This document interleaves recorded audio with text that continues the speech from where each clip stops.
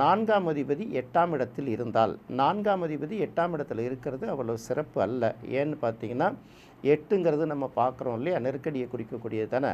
அப்போ சொத்துக்களை எல்லாம் நிறைய பேர் இழப்பதற்கான ஒரு வாய்ப்பு உருவாக்கி கொடுக்கும். அடுத்தது பார்த்தீங்கன்னா 8ஆம் இடம் அப்படிங்கிறது வந்து கணவன் மனைவி சேர்க்கை சொல்லக்கூடிய ஒரு இடம், ஆண் பெண் சேர்க்கை சொல்லக்கூடிய இடம் இல்லையா.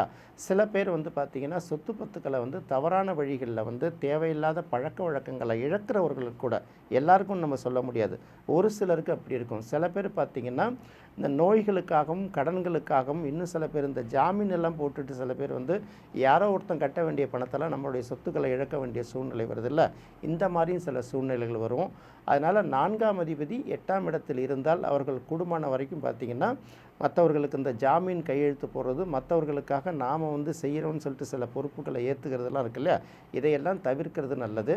4ஆம் அதிபதி 8ஆம் இடத்துல இருக்கிறது பொதுவாகவே நல்ல விஷயம் இல்லை அப்படின்னு நம்ம பார்த்துக்கலாம்.